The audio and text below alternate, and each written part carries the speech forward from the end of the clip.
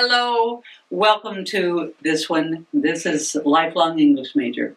And before I go any further, this is I've said this before, but this is maybe 23, 24 years of doing this, and for a while, maybe every year I would ask for somebody to come talk about their what they were writing. And finally I thought, this is crazy. And so finally I decided to say, okay, I want to talk about books all the time. So that's why I'm doing this. So this is Lifelong English Major. And the books we're talking about now is involved with Joan Griffin. Hello, Joan Griffin. Hello. How are you today? I'm just fine. And if you want to learn more about her after hearing what we have to say, here she is Joan Griff, Griff, @gmail.com, and her website is joangriffin.us, GOANGRIFFIN.US. So, and you have, if you have watched this before ACTV, you've seen her before. We've talked before, and you've talked before here, and I'm just thrilled. And a friend of mine showed me this. This is the wonderful Earth Moth, April 2026. Every day she has a book for the Earth month of April.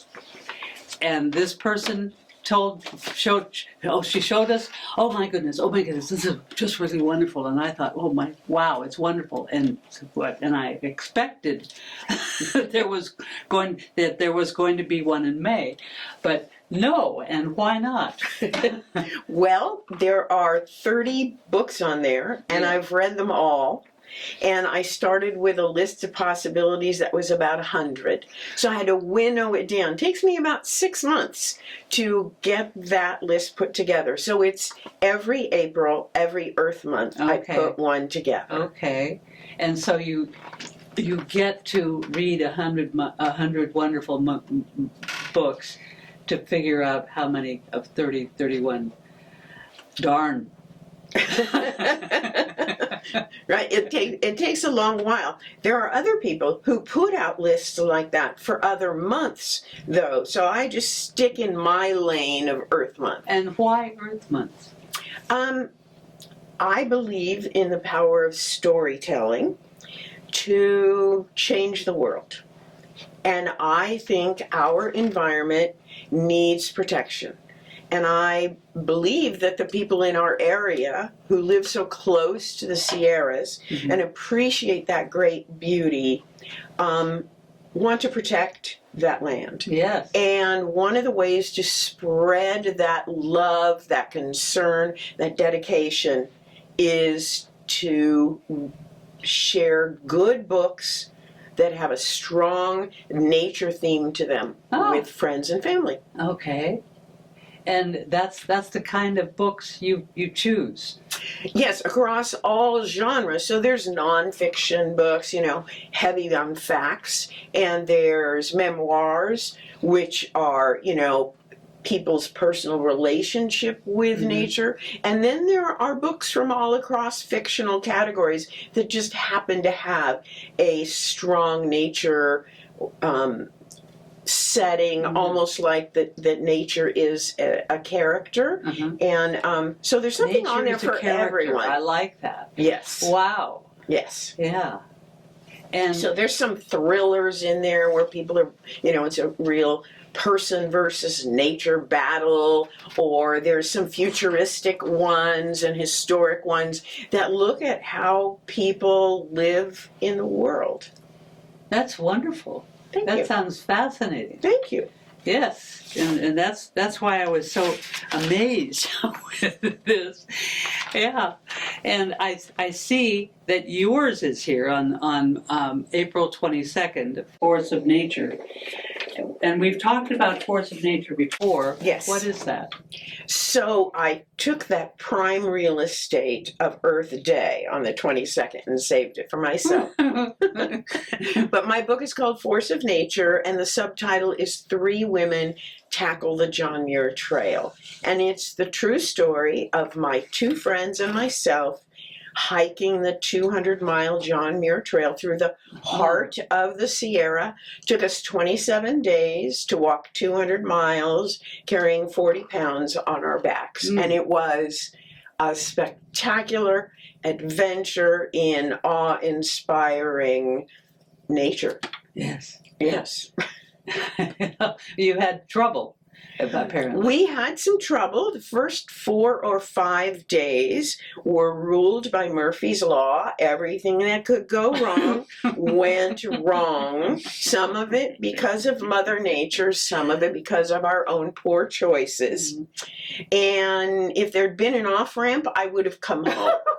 But there's no off-ramp, Right. and you have to go to the next destination. And by the time we got there, I felt exactly the opposite, and I never, ever wanted to come home. If I could have lived out there for the rest of my life, I would have made that choice right then. But of course, that's ridiculous.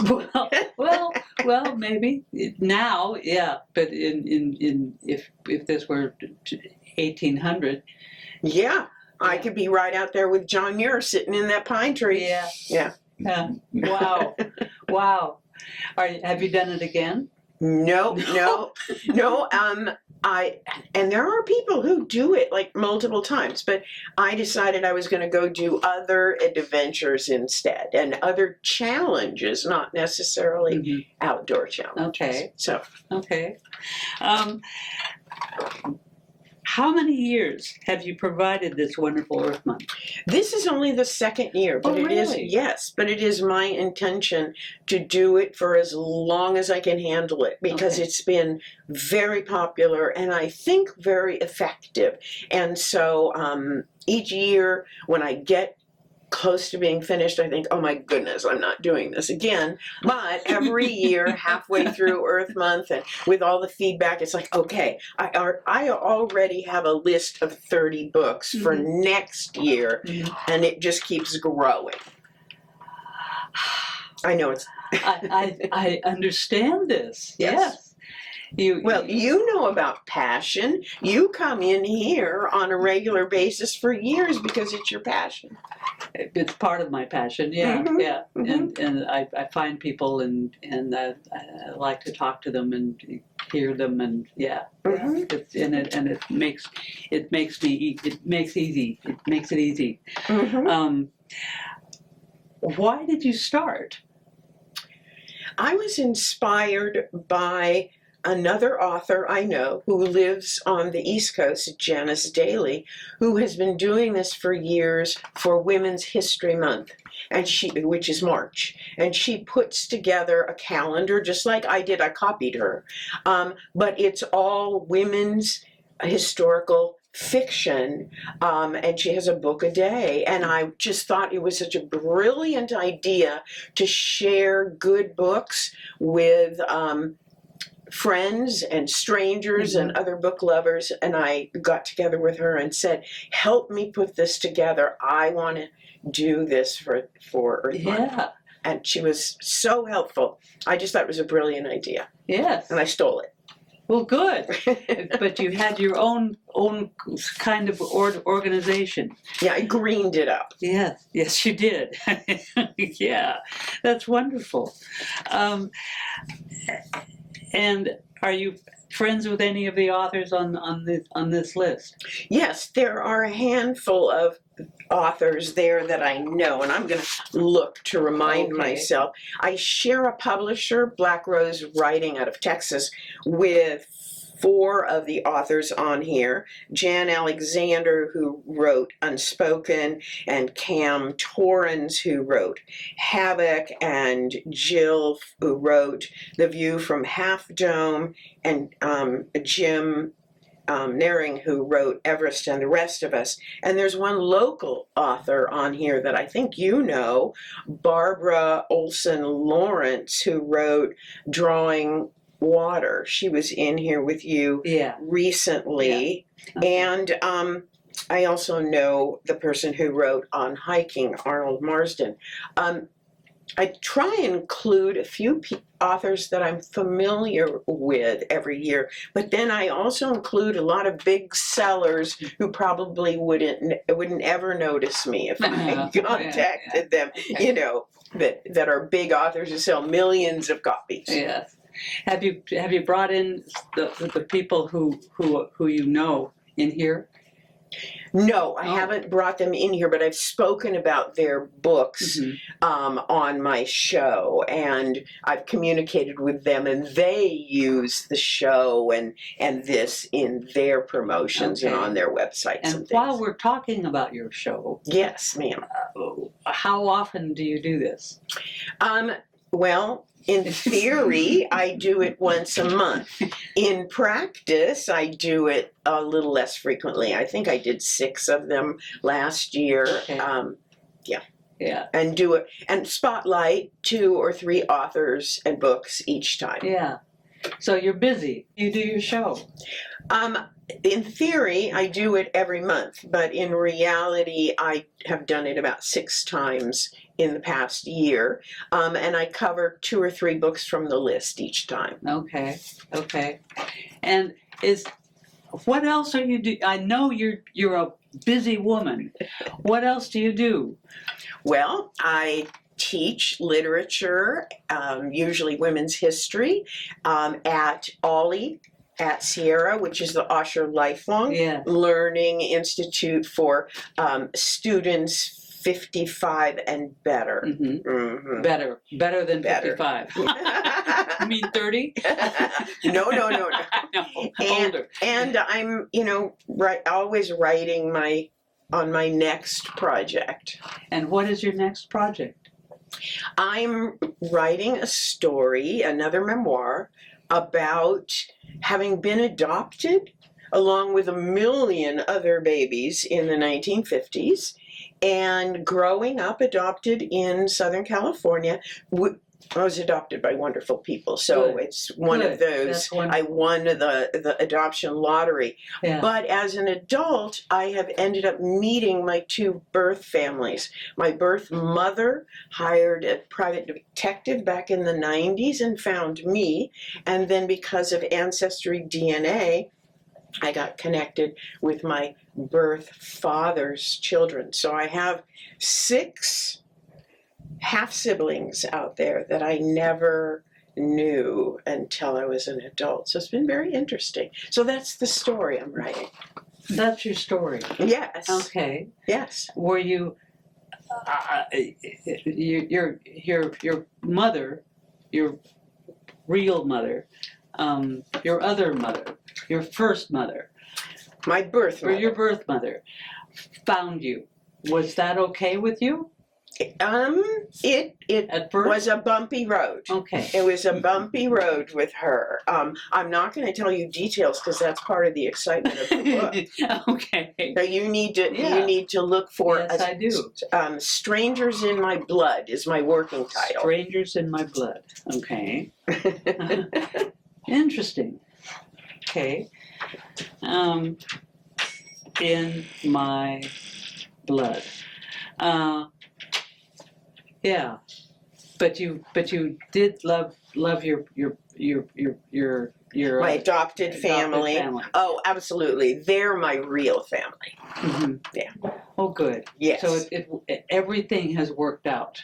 Oh, yes, my life has been quite good, but I think it's interesting, and with so many people sending their spit in a tube to Ancestry DNA these days, it turns out that something like 5% of everyone who does that finds a ghost family. 5%. Wow. That's a big number of people who find these mysterious people in their family tree. So I think a lot of people will be interested in reading about it. When do you think you'll have this done? Oh, well, okay. Never mind. It's actually at an editor right now, but an early editor. editor, not a final editor. Okay. So I'm thinking a year or so. Okay. Yeah. Wow. Yeah. Okay. Well, So the first one took me 10 years to write and 5 years to publish. If I could do this in half the time, that would be thrilling. Okay. Have you read anything? Have you written anything else? I write a monthly blog, newsletter, and things like that, but no other books. Just the one, and then one in process. And can we find that stuff in joangriffin.us? You betcha. Okay. You betcha. Okay. Good. All right. And what are you teaching? I teach women's history usually, often women's history through literature. So, for example, Stephanie Dre has a brand new book out that just came out yesterday called Founding Mother. Mm-hmm. And it's a historical fiction book about Abigail Adams. Mm. And I have an obsession with first ladies. And I love historical fiction, so I already have a class scheduled in the fall with Ollie to do a 3-week deep dive into that book, into historical fiction, and into Abigail Adams, one of my favorite first ladies. She's your favorite. Well, one of my favorite. I can't single her out. There's so many amazing women that bear that title. This woman has been here a long time. She's wonderful. Okay, which of author, teacher, editor, which do you like being involved with best? You know, I think I'm a natural born teacher, but I think that's very much related to storytelling. I think good teachers are also good storytellers. At least I taught 7th and 8th graders for 25 years, and I know that making the content, making the subject interesting is for the 7th and 8th allows graders. them to connect. Yeah. But I also tell my Ollie students, who are, as we said, 55 and better, Yeah. I tell them that they remind me of my adolescent students. And they laugh, thinking I'm joking, but I'm not. If you think about it, they're in parallel times of their lives. They're entering a whole new phase. They have a whole new slant on life. They want to try all sorts of new things, and they're sort of asking, what am I going to do with the rest of my life? Mm-hmm. And so I think I like people who are in that. I like working with people who are in that kind of a transition, that flow, that open-mindedness, and I like being the storyteller that points them in all different directions. Mm-hmm. Yes. Have you? Yes. Okay. Let's. I asked you to talk about one of your early books that you love, that you didn't write, but you read when you were younger. Can you remember what that might be? Well, that's asking a lot, because I could tell you so many. Island of the Blue Dolphin was the very first ever hardcover book that I got, and that was amazing. But I think the one that has stuck with me the most, and I've probably gone back and reread the most and recommended the most, would be Grapes of Wrath by Steinbeck, John Steinbeck. Mm-hmm. The vividness of that story, the way I came to identify with those characters, the way he wove facts with fiction and painted the dire straits of the setting. I just thought it was fabulous. And I've always, since then, I probably read that the first time when I was in high school. And I know I've read it a half a dozen times since then. And I don't reread books very often. But I love the way it kind of connects the history of California and where I grew up to the bigger picture. And I love the heartfelt humanity of some of the characters in that. And I kind of feel like it probably has contributed to a couple important, slices of my life. One, the sense of the environment, the really caring for the environment. We got to stop destroying it because it'll come back and haunt us. Yes. But also that idea of community, that no matter how hard things are, we need to work with and stand up for one another and bond around what's important. How old were you when you first wrote that? I'm thinking I was probably 10th or 11th grade, so 14, 15, something in that range. Okay. Yeah. And where were you living? I was born and raised in Southern California in the San Fernando Valley, back when there were, acres and acres of orange trees and lots of horse property, not the, the strip malls that populate the place now. So that description of what California looked like really hit me because my dad and his brother had grown up picking oranges and lemons to make pocket money when they were kids, to put themselves through college. Yeah. So, there was a little bit of a thread that connected me to those characters. Yeah. And, okay, do you have another one? I have another one. Of course you do. Of course I do. How about Barbara Kingsolver's, what is it called? Prodigal Summer. Okay. Usually when people talk about her, they talk about Poisonwood Bible, but it's Prodigal Summer that connected. And I was much older to read that then. I was probably in my 30s. But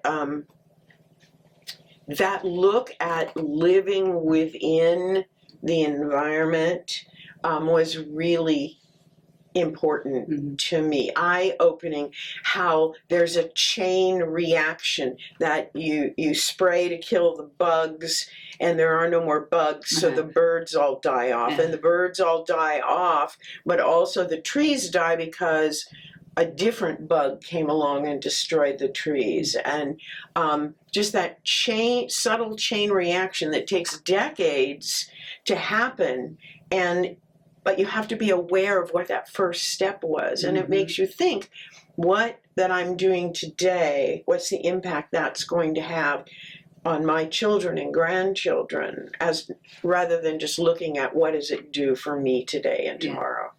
In addition to the stuff outside. Right. Yeah. Right. Absolutely. Wow. Okay. 2 powerful books I should probably add to my list. Yeah. For next year. Yeah. For 2027. Yeah. Okay. And you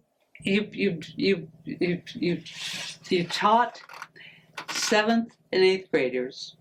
Where? In Colfax, at Colfax Elementary School. Okay. It's a little K-8 school with anywhere from 250 to 500 students, depending on the era.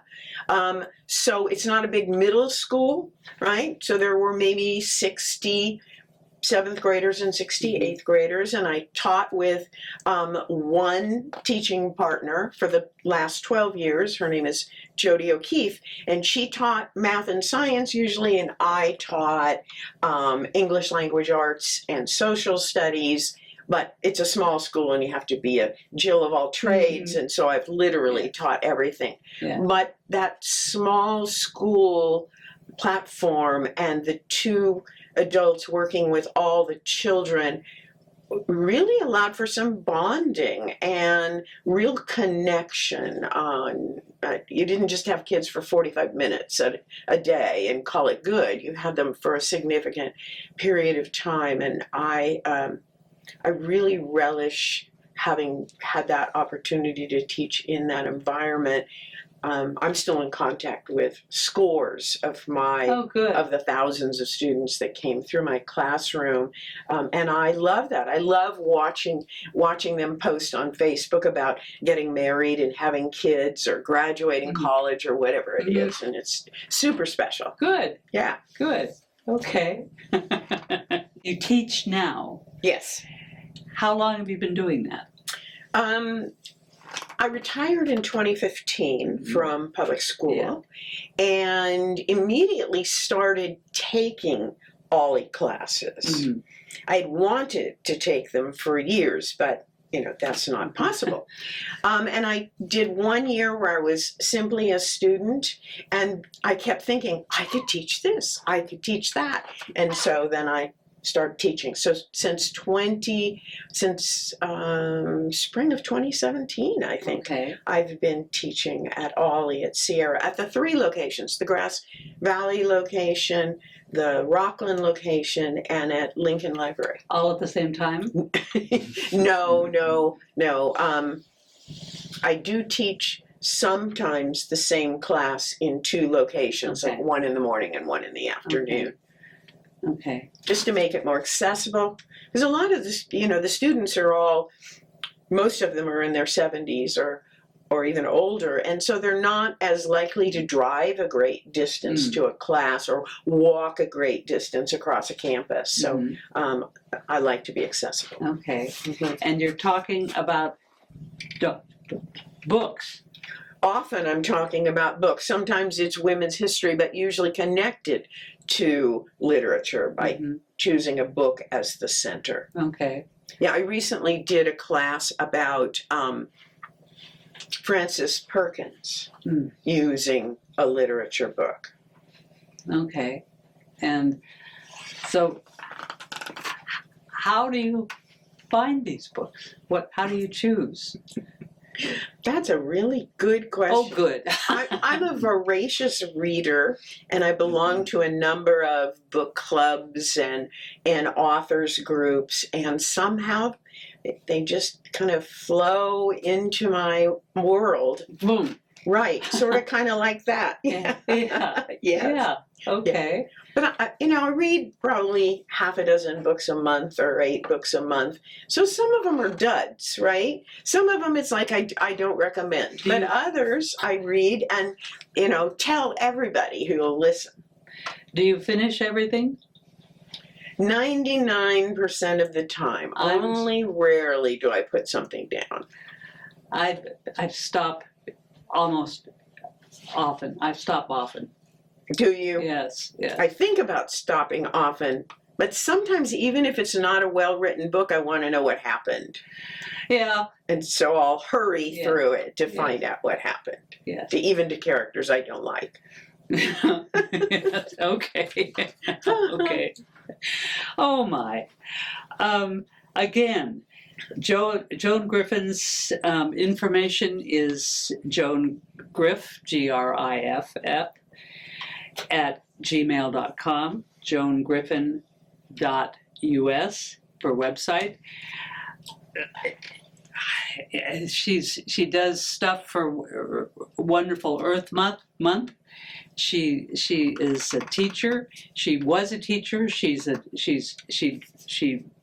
writes, and she's in here often. My goodness. I don't know how I ever held down a job. There isn't enough time. I understand. I do understand. Well, thank you very much. Thank you for really having me today. I appreciate it. It's always fun coming in here with you. I'm glad. Thank you, Susan. This has been wonderful. Thank you, Joan. And thank you. I'll see you later.